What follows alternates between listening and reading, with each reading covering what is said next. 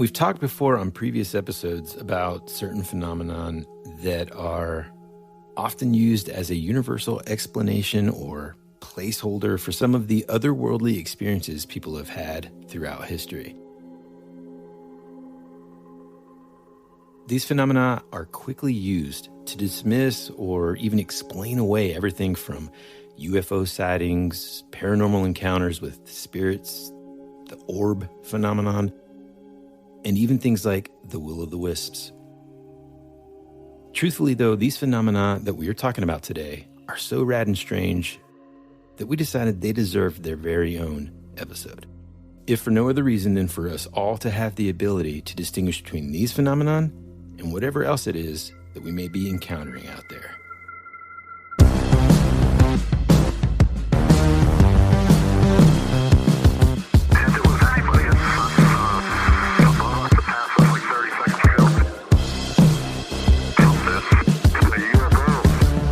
Welcome back, campers, to your favorite podcast, That Would Be Rad, a podcast that majors in 80s and 90s nostalgia, comic culture, all things paranormal, and minors in retro video games, tabletop RPGs, pre-internet mysteries, and raising our kids to be half as cool as we were back in the 80s. I'm your camp counselor, Tyler Bentz, and this is your other counselor, Woody Brown. Hey, man. Dude, you know I'm excited today because science. We don't often say it enough in here, but science is rad, bro, and I'm like a giddy... I don't know, just excited, man. I love when we find these things. We've had an episode like this before where we talked about real creatures that exist that at one point, were thought of to be cryptid creatures. And now today we're going to be talking about stuff that the further I dove in, dude, I thought that these things being used as an answer to explain or even explain away some of the things that people see is also kind of curious to me because in a lot of ways, some of these things we still don't know exactly about. Yeah, you'll soon find out once we get into the topic, but it's kind of like what we consistently bring up when, there's sightings, multiple people view, a UFO and, the quote unquote experts come out and say, oh, no, it was mass hallucination. It's like, okay, now I'm going to need you to explain how mass hallucination works. It's like, oh, well, that's the quote unquote scientific response, but it's like, that's just as weird. Like you're not really explaining anything. Right. Well, and in a lot of ways too, I think it's easy for anyone that is interested in anything paranormal or supernatural or just out there to be thought of as like, oh, well, they'll just believe anything. Right. But right. I mean, truthfully, especially us on our show here, like there are a lot of times where we're like, come on, that can't be it. Whenever there's explanations, there's also situations like these where it's like these occurrences are interesting just on their own. And so we thought, we just need to dive into it here. Let's do it. Okay. So something that we've mentioned before on the show, but we never really got into, is this phenomenon called ball lightning, also called globe lightning. So, also called will-o'-the-wisps. Well, sometimes it's interesting because jumping the gun. No. Yeah. So, well, maybe that's okay. I will allow it. See, folks, we're both excited. We are. So basically, what ball lightning is, or how it's explained, is this: it's a rare aerial phenomenon that's in the form of a luminous sphere. It varies in size. It's either like several, centimeters in diameter to, a few inches. And it occurs most often near the ground during thunderstorms. It's closely associated with cloud to ground lightning and just in thunderstorms in general. It varies in color. Some reports say it's red, orange, yellow, white, maybe even blue in color, and is often accompanied by a hissing sound and a distinct odor. Now, does it explain, is the odor sort of like ozone? Because I feel like I've read that, but I'm not sure. The reason I say that is because usually the smell of ozone is associated with like UFO sort of based stuff. Like if people see a UFO or they say that like they've been in an area like a crop circle or something, they'll have that smell of ozone in the air. Yeah. No, it doesn't say that, so we'll come back. Okay. It normally lasts only a few seconds and usually moves about a little bit and then vanishes suddenly, either silently or explosively. Ball lightning has been reported to cause damage by burning or melting, but is usually harmless. So this phenomenon has been occurring and being reported on for, well, at this point, centuries. And even as far back as, the 1700s and further back than that. The way it's now kind of been explained is that, well, there's several explanations. Some say that it's air or gas that's behaving abnormally. Some say it's high-density plasma. Some say it's an air vortex that contains these luminous gases, microwave radiation trapped within a plasma bubble. I mean, all kinds of stuff. Sometimes even another phenomenon that's called bead lightning is sometimes mistaken for ball lightning. I had to look that one up because I had never heard of it. Yeah. And essentially, bead lightning is, imagine like a string of pearls, but it's like an electric current. Kind of crazy. So wait a minute. So you're telling me that the scientific explanation that is given to make up for UFO sightings, will-o'-the-wisps, anomalous environmental phenomenon, you're saying that is still not completely a hard and fast, Right. it's exactly this. Yep. I love it. Yeah, dude. I mean, that's the thing. And that's what I'm talking about whenever it's being used as, it was probably just this, okay. Just as weird. Yeah. And there's like several different, this writer of this article that I found, or this study, they say that there's like several different, quote, species of ball lightning. Because although the descriptions, like I said, are pretty similar, a lot of them do differ. Everything from, again, size and color. Some say, it's the size of a ping pong ball, but all the way up to like the size Whoa. Ping pong ball? Ping pong ball. Said it weird. Ping pong ball to the size of a basketball. Yes, usually spherical. They're floating, hovering, or moving horizontally, glowing, often with some sort of internal structure. So there have been, I'm actually going to take you back, bro. I only set the clock back. Between 1638 and 1639 in Charlton, said it correctly, Massachusetts. We're back. I love it. This Puritan named James Everell and two others were stunned as they saw a luminous mass that hovered and returned over a 3-hour period. This guy was a member of the Puritan church. Now, if everybody can kind of remember their history class, these folks, they did not mess around, right? And so this guy was known in his community, again, his name's James Everell, to be a sober and discreet man. He was crossing the muddy river one evening in a small boat with two companions. Suddenly, a great luminous mass appeared in the sky above the river. It seemed to dart back and forth over the water. When it remained motionless, it flamed up and seemed to measure 3 yards square. Now, that's bigger than a basketball, dude. Okay. When it moved, it contracted into the figure of a swine. This story is getting crazy. And it flew away towards Charlton, Massachusetts. It did this repeatedly over a period of 2 or 3 hours, always returning briefly to the same spot above the water before shooting off again. When the light had finally vanished, Everell and his friends stood up and were surprised to learn that the boat was now further upstream than it should have been, as if it had been pushed or pulled or even carried by an unknown force. In fact, they had been carried against the tide to their original starting point 1 mile away. Wow.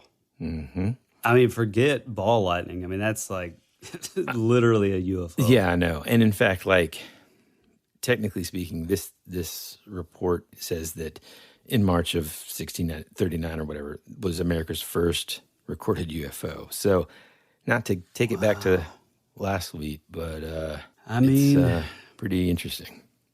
I mean, this episode is, paid for by the state of Massachusetts. Yeah. That's amazing. Yeah. I love, there's nothing better to me than those super, super old accounts of this kind of thing. it's just cool. I mean, granted, I feel like if you're naturally a debunker, it's easy to be like, oh, well, they just, people back then were just stupid and they didn't, they were viewing it through a different cultural lens and all that. But honestly, I almost feel like those people, and I've said it before on here, but I feel like those people actually probably have a better sort of baseline of something that would be normal versus something anomalous, just because like they live out in nature. They're unlike us, where, I mean, hell, I'll maybe go outside like a couple times a week. So you know what I mean? Yeah. It's like they're like intimately close with the natural world outside. Yeah, much more aware of it too, Yeah. But I think in a lot of ways, as we'll kind of uncover as we dive a little deeper into this, like that's good and bad. And I'll explain what I mean by that in just a second. So another account right around the same year, actually, was of a, quote, great ball of fire that came through the window of an English church. Gracious, great balls of fire. This is kind of interesting. So this George Richmond of St. Petersburg, Russia, was trying to repeat an experiment done by Benjamin Franklin the year before, involving the famous one, the flying a kite in a thunderstorm and all that. So this Russian guy, oh boy, was trying it out. Obviously, it worked okay for Benjamin Franklin in 1752, but not for Richmond the next year. A lightning ball collided. Jesus, so bad. Too soon. A lightning ball collided with his head and discharged through his body, killing him and injuring his assistant, damaging surrounding structures. So, wow. It can be dangerous, obviously, but other reports have happier outcomes. People that describe the experience as like enchanting and amazing, a sense of calm and mystical. Throughout history, of course, these things have been used as omens and portents, and, their rarity and beauty and even just like the potential danger kind of makes them, super interesting. And looking further into the science piece of it, and I don't want to bore everybody with the heavy science, but thank you. You're like, whew. Dodge that bullet. Just sweating over there. A lot of scientists kind of agree that it's a little bit more exotic than just, these are just like microwave sparks. But, they also have tried to kind of, duplicate it in the laboratory. They consider it well documented throughout history, mainly because like people from all walks of life since the time of the ancient Greeks, apparently, have talked about this. Scientists kind of think that, well, it doesn't have to necessarily consist of plasma. It could be, some result of a chemiluminescent process. So all that to say, like, physicists and chemists and everything are still, even to this day, 2022, trying to figure it out and trying to figure out what exactly it is. But something else that I found super interesting is that typically when people report ball lightning, they talk about it happening really quickly. So there are a lot of times when, like, I'm thinking about, UFO experiences and things like that people are experiencing, where it's like, okay, maybe they mistook this ball lightning for a UFO, but it would have to only be whenever it's just like shooting across. You know what I'm saying? Like, I don't know. Like, I don't see this as being the greatest explanation for UFOs necessarily. Yeah, right. I do see how it could like kind of lean more towards like the supernatural and the paranormal type thing. Well, it's funny, and I mean, I'm not gonna.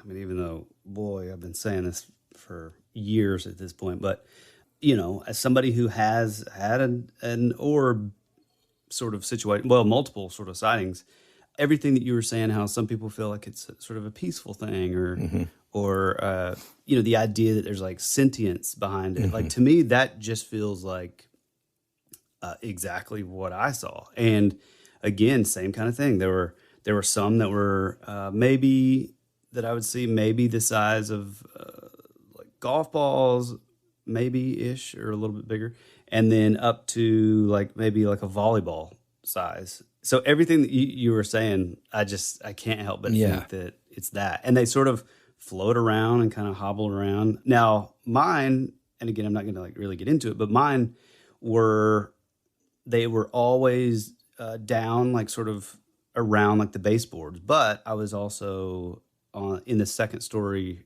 of like a loft space. So, I don't know how that It was built in the 70s and full of asbestos. We got it. So much asbestos. No, well, my question is, did it occur, like, was there a thunderstorm and stuff happening? Or was it like, okay. Zero. And see, that's one of these things that a lot of these accounts have in common. So a lot of times people have even reported, like, it happening in an airplane. Like, you're sitting there in your airplane and it's just, like, passing through the windows. Huh? Yeah, dude. That kind of stuff. And that feels exactly like the orb thing. Like it was almost like it knew when my eyes like were on it. Mm-hmm. I knew that I always only had a couple seconds before it would just sort of like sort of float, wobble into the wall and like just sort of disappear. Man, so like for me, I feel like that sounds less like the ball lightning. To me, it just sounds like, oh, you've got some orbs over there, pal. Because like this ball lightning thing, I don't know, it just seems more like fast and like it's easier for my mind to kind of wrap around the fact that it's just like electricity, a current that's moving from one area to the next. But let me dive into another sort of experience. Also, sorry. Also, as far as like my situation, I've always felt like there maybe is a relationship to like a plasma type thing, less like electricity, which just when I think of electricity, it's sort of a very kind of like violent, fast, erratic kind of thing. It doesn't feel nearly as sort of contained and peaceful and subtle as like maybe, how maybe plasma would behave. Electricity, I mean, you and I both know intimately when you saved my life that time. Oh my gosh. Yeah. Have we talked about that? I mean, I feel like I have. I don't know. Give a brief little. Okay, so, I mean, do you want me to give like the reason? Well, yeah. Tell about it. After these messages, we'll be right back. Hey, it's Kaylee Cuoco for Priceline. Ready to go to your happy place for a happy price? Well, why didn't you say so? Just download the Priceline app right now and save up to 60% on hotels. So whether it's Cousin Kevin's Kazoo Concert in Kansas City, go Kevin, or Becky's Bachelorette Bash in Bermuda, you never have to miss a trip ever again. So download the Priceline app today. Your savings are waiting. Go to your happy place for a happy price. Go to your happy price, Priceline. This is Amy Poehler. My new movie, Disney and Pixar's Inside Out 2, is coming to theaters June 14th, and it's making me feel joy and sadness and anger, definitely some disgust, Rose, and I think a little fear. Really? But I'm also feeling these new emotions like anxiety, embarrassment, envy, and ennui. It's what you call the boredom. Okay, that one was weird. It's going to be the feel everything movie of the summer. Disney and Pixar's Inside Out 2, only in theaters June 14th. Get tickets now.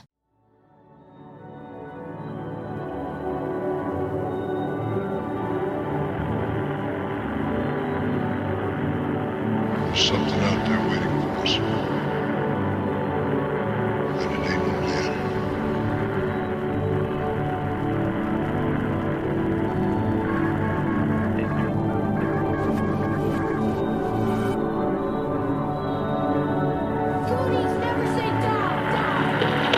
hey, this is Woody. And this is Tyler. And you're listening to That Would Be Rad. And now, back to our show.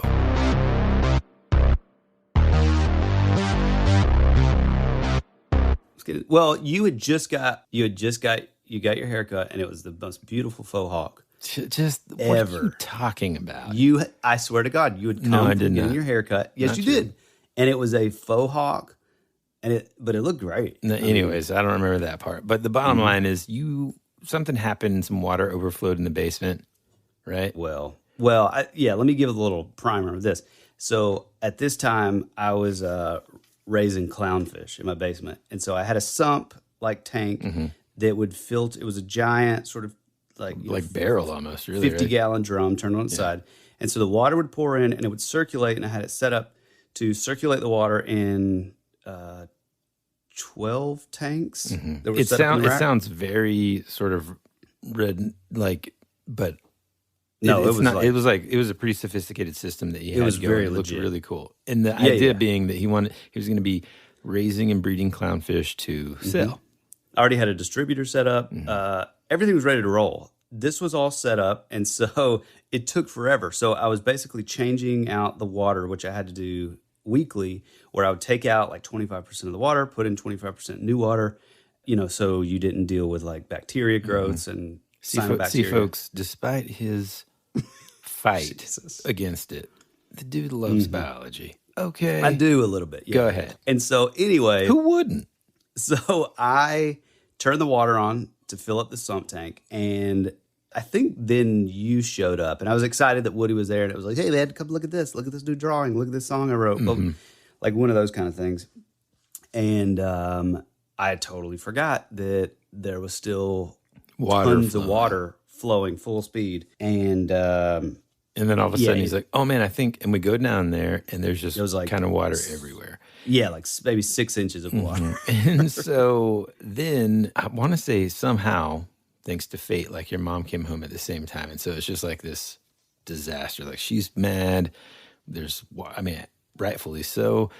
Yeah. And so you start shop vacuuming this water up, Well, see, dude, I don't remember like how, essentially there was like a power strip that got into the water. And I want to say that I was like smart enough to like, I'm still standing on the stair. I'm like, hey man, I don't know if you can be down there. Because even though Tyler likes the biology part, I don't think he really... Well, I wasn't thinking about... So he's just knee deep in this water, just like with an electrical item. Yeah, I'm barefoot with like super tight jeans, like rolled up high water style. And like basically just picture like Charlie from Always Sunny. Trying to do anything. Cat in the wall, eh? Okay, now you're talking my language. I know this game. All right, I've seen this before. You know what happened? I bet it flattened itself out, went right through a seam in your wall. I don't think there's anything in the laws of nature that would support that. Cats do not abide by the laws of nature, right? Just like frantically trying to like get the water up. Because my mom... It was in my mom's basement. So I'm still on the stairs that lead down to the basement because I think I went upstairs to like either get something or calm his mom down. Not sure. But I come back down and he's just like in the water doing it. All of a sudden I just like look at him. He's like, ugh. I'm like, what the? And I just like, which truthfully. Oh, I know what it was. I think the water had come up to the outlet, which is the outlet that the shop vac was plugged into. And I had just dumped the shop vac, and I went to reach down to like turn on the shop vac again. Yeah. And there was so much water that well, and just you're barefoot as heck. And so like, oh yeah, I mean, just danger. And anyway, you started getting shocked and I just like pulled you up onto the stairs and I saved your life endangering mine. What else is new? Okay. It was so, I mean, honestly, like I know like we kid about it, but like, I mean, it could have killed me. Like I could not move. I was completely frozen and it was so painful. And I don't know how you didn't get shocked. Though. Yeah. I mean, here's the thing. Well, you had like tennis shoes on though. Yeah. But for all of you physics fans out there and that have a knowledge of electricity, it's also a miracle that I didn't get killed because like if you're grounded and my shoes would have grounded me, the current has nowhere else to go. So it's traveling from you to me, and that's it. And so essentially... Also, it could have went out through your faux hawk. You could have done that. Maybe that's what happened. Okay. Maybe that is what happened. Let's get back on track here. Let's talk about a lady named Elizabeth, who at the time was 52, and this is in Jacksonville, Florida. She says, I live in Jacksonville, Florida, the lightning capital of the U.S. Before my ball lightning experience, the 2 months prior, 7 homes in my neighborhood were struck by lightning. And if anybody wants to talk about probability and why Florida insurance rates are crazy, there it is. Yeah, It was November of 2018. I was home with my daughter, who I homeschool, and it was weird. And I'm just kidding. And a very severe thunderstorm started. That's not unusual, but for November, it kind of was. It was very dark outside with lots of thunder. My daughter was becoming afraid because she's kind of afraid of tornadoes. So she asked me, Mommy, do I need to go to the safe room? And I said, let me turn on the TV and I'll check with Mike. He's one of our local meteorologists. No sooner had I come around the corner than I saw this ball of light hovering in front of my stove. It was a very bright white light, and it was a perfect round sphere of light. It was about the size of a grapefruit, and it was just hovering there, like something out of a sci-fi movie. I froze. I didn't move any closer, but I also didn't back away. It was a solid ball of light that didn't move. It just kept hovering. Again, it was about 3 feet off of the floor in front of my stove, and it emitted this humming sound, similar to what you would hear if you were near high voltage. And I just, I never experienced anything like that. Yeah, that's what I'm saying, man. The more we talk about yours versus this, yours sounds more just like, an obvious difference in a good way. So, and I just thought, what in the bleep am I seeing? What is happening? Do I need to be afraid of this? I can't say with any certainty how long this happened, but it was long enough for me to stand there and stare at it and to try to figure out what exactly it was that I was seeing. And then, dude, this is nuts. And then the ball, the sphere, began to expand and become much brighter. In fact, it was so bright that I couldn't look at it anymore. I had to turn my head away. By the time I turned back, it was gone. Check it out, it's not over. And then, suddenly, there was this massive boom right above where I was standing, and the ground beneath my feet shook. All of our windows rattled. It sounded like a bomb had gone off. And I was convinced that we had just been struck by lightning. And I thought, this is it. Take me home, Jesus. Yeah. When the roll is called up yonder. I knew I didn't imagine it. I knew I was there in my kitchen. My family went up to the attic, and they went up on the roof later and checked everything. I called the fire department, and they came out, used heat-seeking equipment to check for electrical fires in the walls.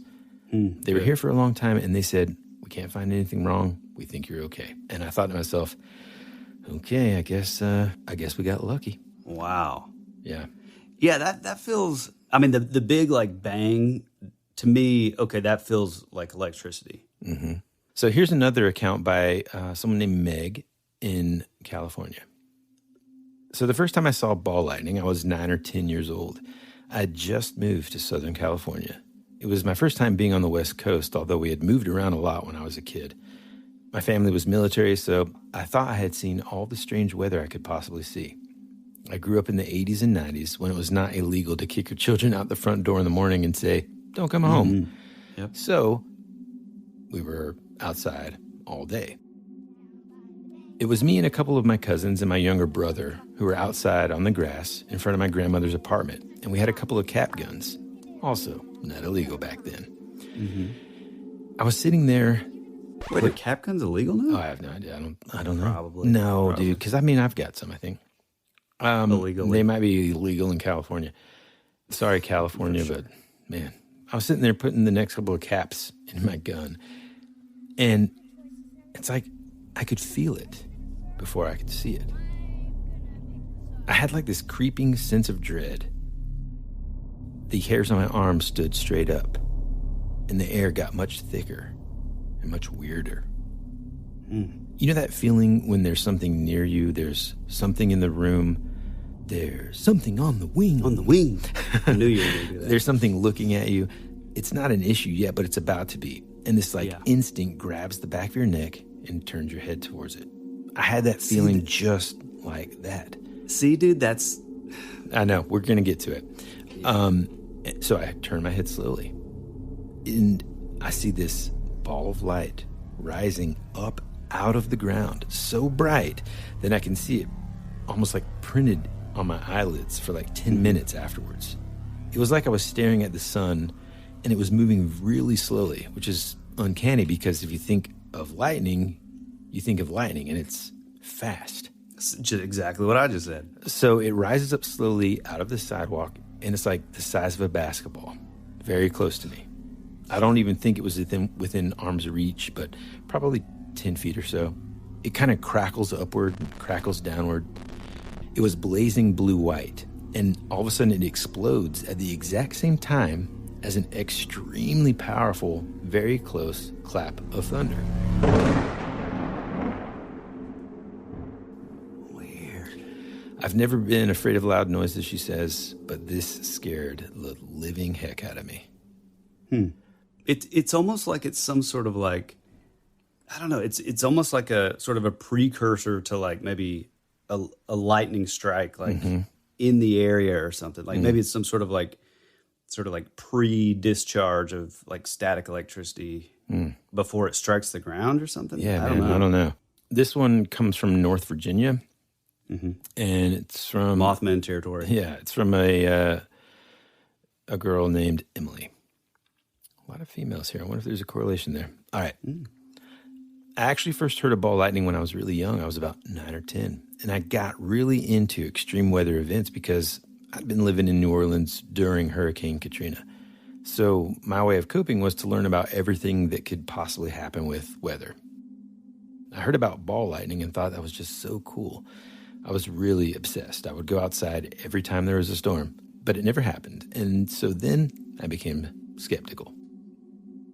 So I kind of forgot about it for almost a decade, and then all of a sudden I'm 21, sitting in my living room, and there's a storm outside. My dog likes to have me next to him when there's a storm because he's a giant coward and is really kind of scared of thunder and lightning. Then, all of a sudden, he got really alert. So I thought, okay, this is unusual. The only previous time he alerted like that was during a really severe thunderstorm, and a tree had fallen nearby. So I thought, do we need to go to the basement? I looked outside, and I was in front of the giant glass sliding doors we have, and there was just like this ball of light.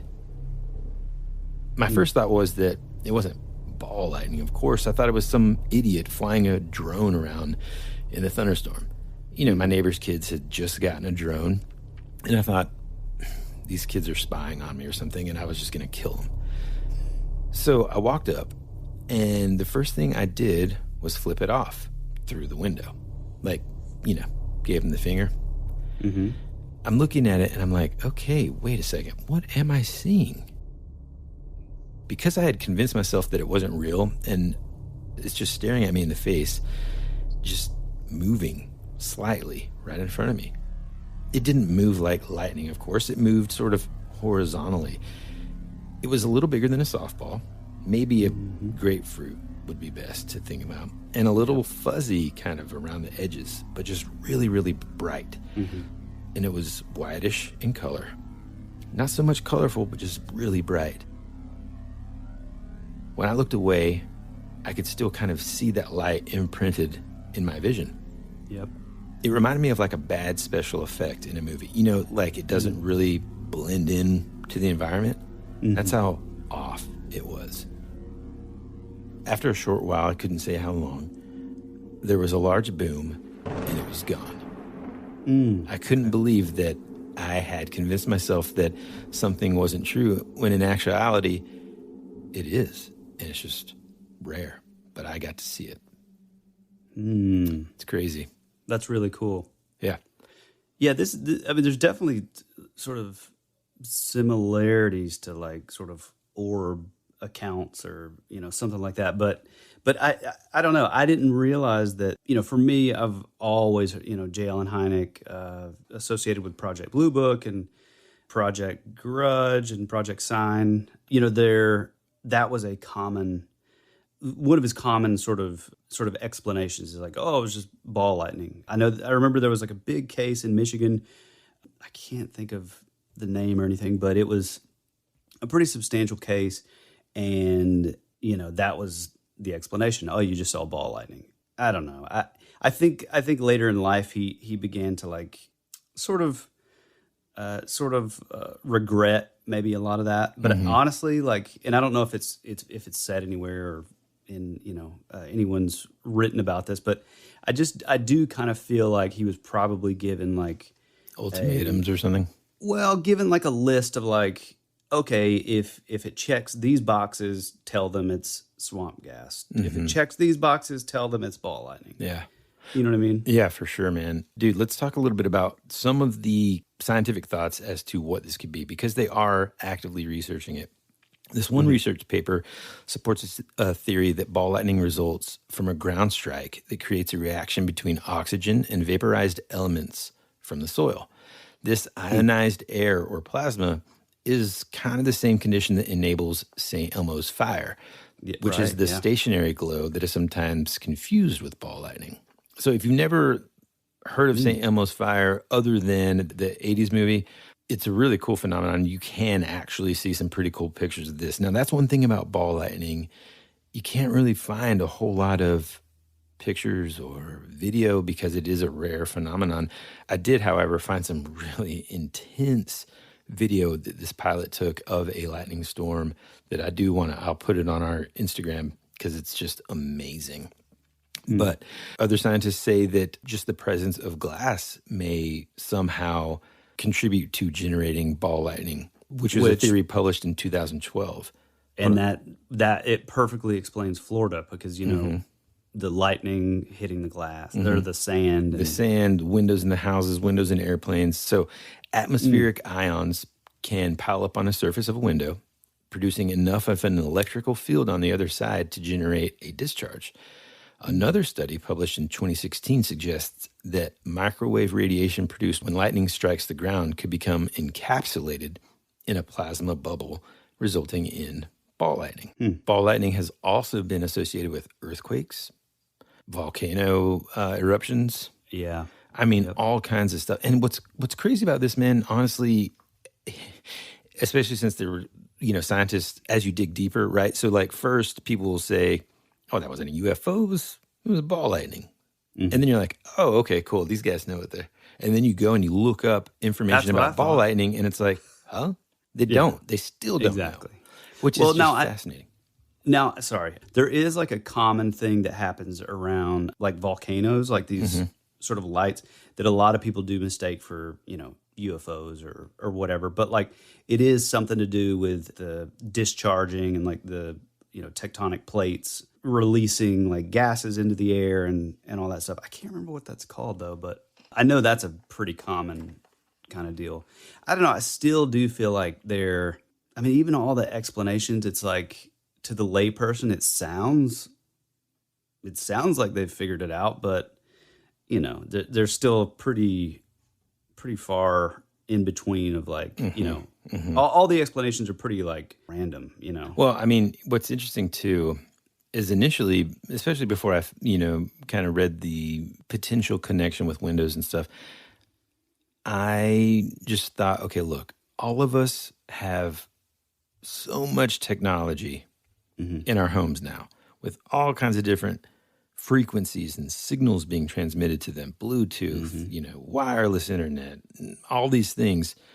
Maybe that has something to do with it. Well, guess what, folks? In 1871, this lady in England, sitting in her house, looked out the window, saw these, quote, air bubbles a few inches in diameter rising from the level snow outside and bobbled up and down and then flew away. Yeah. It's been reported in 1845 in France that this ball lightning passed through a window and exited through the door without doing any damage. That's another thing that I thought was interesting. When you think of lightning strikes and lightning passing through a home, you think of like the burn marks and the places that you can kind of, trace evidence basically of where the electrical current kind of traveled. And this ball lightning doesn't leave anything like that. Yeah, that to me, that sounds like my sort of story. I kind of feel like it's a portal, just like not quite opening. They're testing it out, or it's it's the other dimension they're looking through. Okay, that's not the house we wanted. So all that to say, man, they still don't know what it is. That's very, very interesting. Also, I feel like it is funny because I think at large the scientific community kind of looks down on these orb, quote unquote orb accounts. But I mean, basically, if you replace the term ball lightning with orbs, and then threw in all those like sort of pseudoscientific explanations of like, oh well, we think it's yada yada yada wrapped in a ball of plasma, like it's the same. It's kind of the same thing, really. I mean, I'm just saying as far as like there's a lot of things that are very similar within the two. So I don't know. It kind of bugs me when the scientific community look down on things just because it's like, I don't really know why actually, because it's still, whatever it is, it's still something sort of behaving in our environment. So, what's not to study about it? Yeah. And I think what's interesting is I don't think they're looking down on ball lightning in general. I think they could be looking down on, and this is probably what you meant, they look down on ufology or orbs, and then they're like, it's probably just ball lightning or this next one that we're going to talk about. After these messages, we'll be right back. America's future can be determined by our dreams and our visions. It was very intense, bright light. For over 200 years, there have been reports of giant man-like creatures from another dimension, another world. I don't know. The most intriguing mystery on the North American continent. Hey, this is Bryce Johnson from the Bigfoot Collectors Club, and you're listening to Tyler and Woody on That Would Be Rad, because that is rad.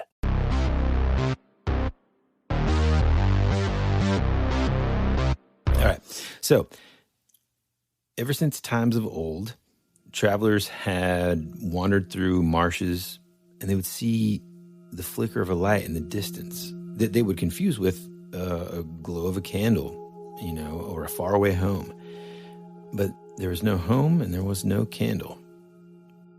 After they followed the glimmer into the wetlands or whatever, the light would disappear. But not before the sort of betrayed wanderers found themselves lost among the reeds, where some of them, many of them actually, would meet their end.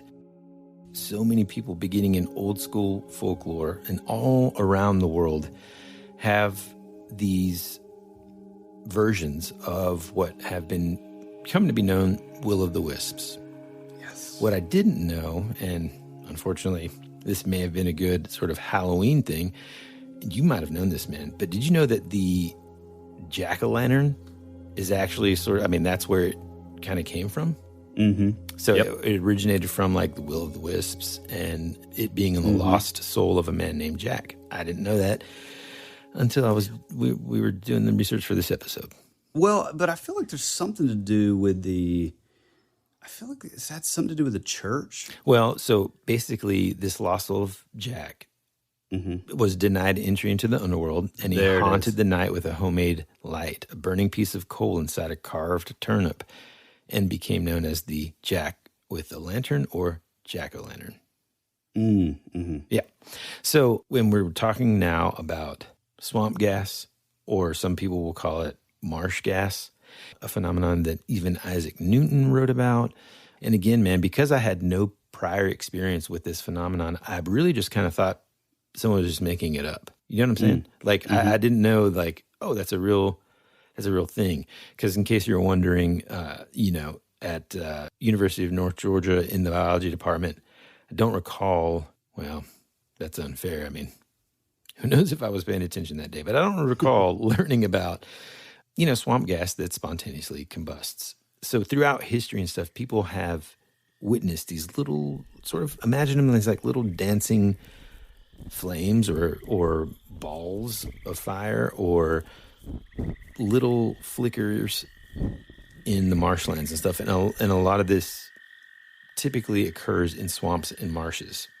So swamp gas has been known by several different names: Ignis fatuus, will o' the wisp, corpse candles, jack-o'-lantern, and marsh gas. Tons of studies have been done about it. Prestigious journals such as Nature, Edinburgh Philosophical Journal, and Simmons Monthly Meteorological Magazine are some of the ones that I kind of like pulled from. Characteristically, swamp gas is found in peat bogs, mud flats, marshes, and swamps, wherever stagnant water coincides with the decay of organic matter. And that's an important piece there. The water of and we are going to get a little bit more scientific in this one, if you'll allow it.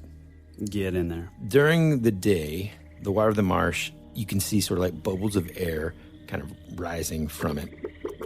And in the night, sometimes blue flames were observed shooting from and playing over its surface.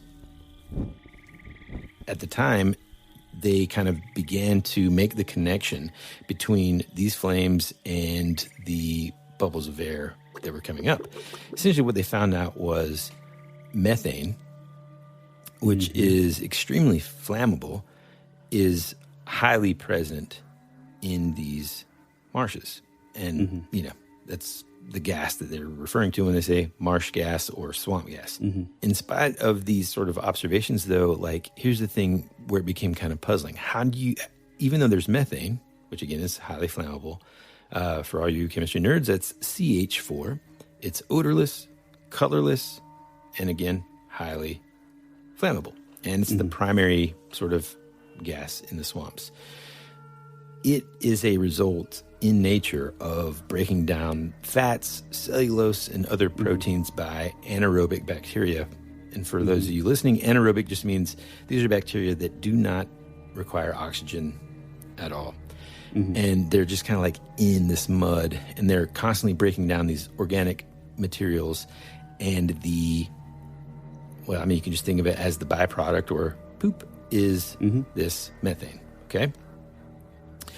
This gas is lighter than air, and so it will rise, and it's, of course, lighter than the water, so that's what causes it to, rise to the surface and continues rising in our sort of just air. And whenever you burn methane, it burns pale blue or a yellow flame. But how in the world does it go from this gas to all of a sudden now it's just igniting spontaneously? Yeah, where's the ignition? So there's a theory there. And one of them is that... Oh, fairies, easy. Yep, easy. Fairies are, they're just having a smoke, man. The spontaneous ignition of methane could be a result of the additional presence of phosphine, which is pH 3 in the swamp gas. Phosphine, or phosphorus trihydride, is a highly poisonous gas that also comes from waterlogged soils and results from the decay of protein, bone, and other phosphate-bearing matter. Interestingly enough, pure phosphine is not self-igniting either. In order for it to be spontaneously inflamed, it must be contaminated with a small amount of phosphorus tetrahydride. And so, anyway, the bottom line is some scientists have thought that, okay, with those two gases together, there is a reaction that potentially can help to ignite it.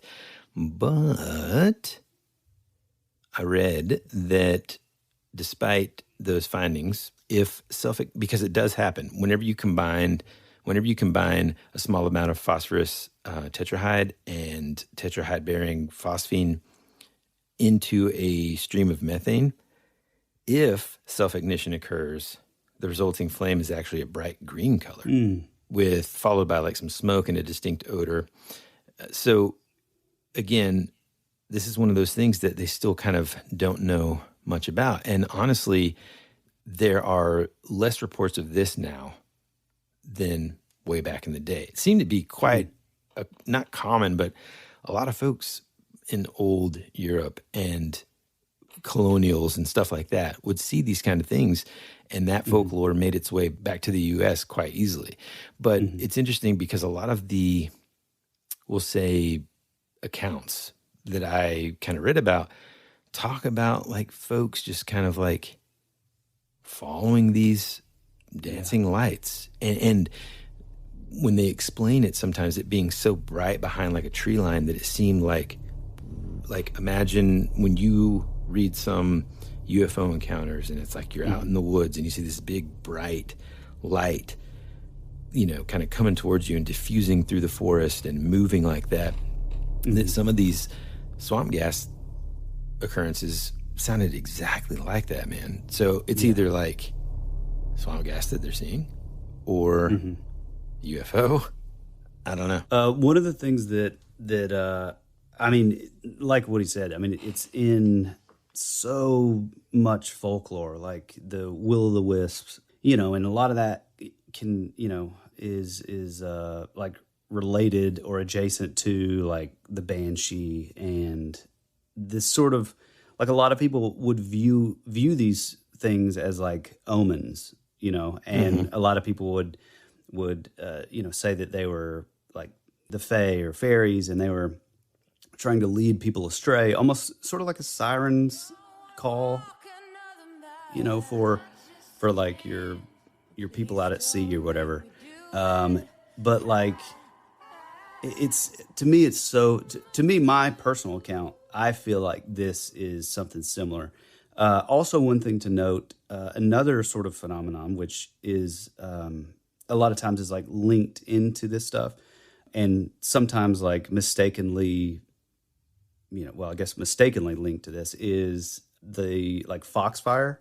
Yeah. And it's not the magazine or the books that we know of here in the, Appalachia, but Foxfire, or they call it fairy fire, is these like bioluminescent like fungi or fungus that would grow on like decaying wood, and so it would glow like blue or green, and sometimes it would sort of flicker and stuff. So I think I wonder how many of these accounts are, because a lot of that like sort of decaying organic matter would be in swamps and stuff, Yeah. like swamp gas, Yeah, so. exactly. And I mean, it is kind of like, the spontaneous ignition does happen, and it can happen out in nature, which is just so bizarre to me, man. That's the stuff I'm talking about. It's so crazy to think about that. And this is something that has just like been a piece of, global folklore for so long. Will of the Wisps. Britain, Ireland, of course, Scotland. Some people, like you said, they see them as omens, sometimes death omens. Yeah, right. Denmark, that's where they call jack-o'-lanterns the will of the wisp, and they say that the spirits of unrighteous men are just kind of like, out there kind of trying to lure people in. And in the Netherlands, they are the souls of unbaptized children. Intense. They lead travelers to water so that they themselves can be baptized and enter the gates of heaven. Whoa. Yeah, dude. I've never heard of that. German legends say that, like, the will of the wisps particularly like to torment drunks on their way home from the bar. When the drunks stumble and fall, the will of the wisp will burn the soles of their feet. Wow. Some people believe, in case you guys come across them out there in your travels this summer, campers, some people believe that you can make wisps disappear by throwing a handful of dirt from a graveyard at them. So, keep a nice Tupperware full of graveyard dirt. Agree. Just in case. In Argentina, they are called luz mala, which translates to evil light, and they're greatly feared. Traditionally, they believe that a white light represents a soul in trouble that needs a prayer. However, if the light is red, Satan is tempting the onlooker, and it is recommended to flee immediately. A lot of these kind of could fall into that similar trope of like, which again is associated a lot with like fairies and stuff, of like your sort of cautionary tales of don't go chasing after the will of the wisps, or you may see the will of the wisps if you're out after dark, or right, you might get lost, or right, it's an omen that something bad's happening, and so kind of coming back to first let me say this: it's happening less and less, and some sort of either academic or scientific thought on that is that's because there are less and less of these, marshlands and swamplands, so that could be a reason. But also, I think it is good to note, like what you were saying. I understand. As somebody who grew up rural, take a drink.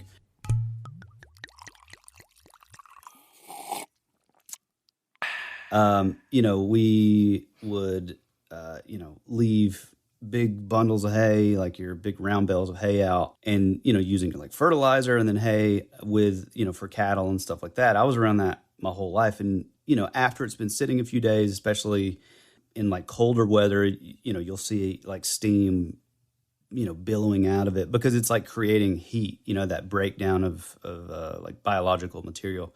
So it's like, I do get that, but for me, there's still that sort of disconnect between a floating ball of, fire or light.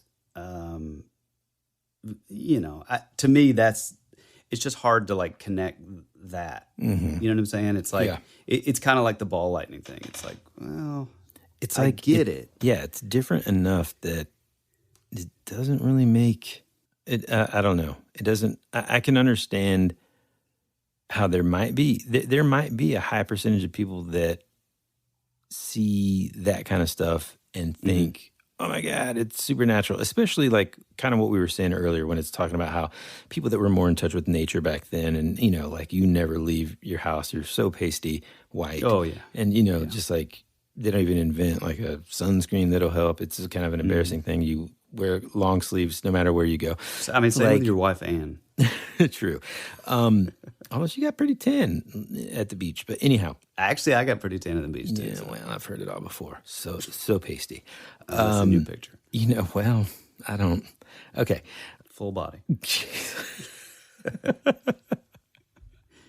I guess you could say we're getting pretty serious. Oh, my gosh, man. Despite their kind of connection to nature, I think the potential negative side of that is then all of a sudden, well, okay, as I'm about to say this out loud, I might just change thought on this just mid sentence here. But, because of their relationship with nature, because they're experiencing it on a more frequent basis, we'll say, a lot of these things that happen are sort of, quote, supernatural to them, right? I mean, just go back in time to like ancient Mayans and just trying to scientifically explain to them that the sun, quote, comes up because like the earth is rotating around it in our position. They're going to think you're a lunatic. You're going to get sacrificed and it's going to be not good for you. A lot of that was because of their sort of lack of understanding in those things. And so those natural phenomenon, even something as simple as day and night, reviewed more like supernatural and magical and that kind of thing, right?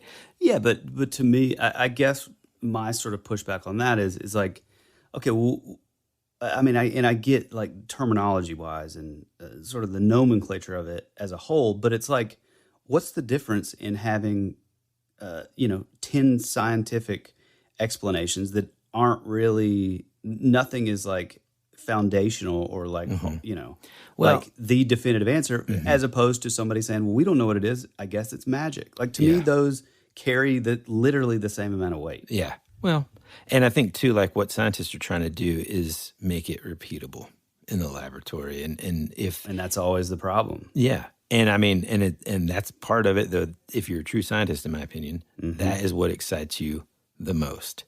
Yeah. Now, I'm sure it gets frustrating. Oh, 100%. Yeah. But I think that's part of the magic of science. Yeah, I agree. It's kind of hard to ignore and just kind of push aside a lot of the similarities to both these phenomena, be it ball lightning or swamp gas, and sort of like what you had talked about before, which is your orb experience. Now, I know so many episodes we kind of just barely kind of touch on it.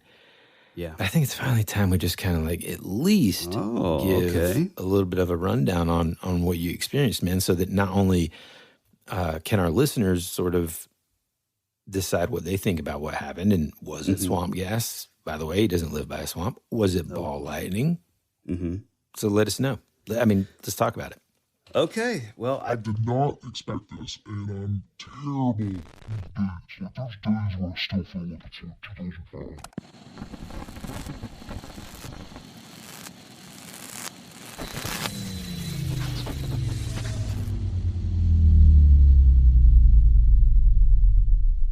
We're sorry. There has been a malfunction. A strange amount of static electricity and floating lights have been reported in your area. The program will resume at its normally scheduled time, next week. Thank you for listening. Until then, be rad. That's the way it goes.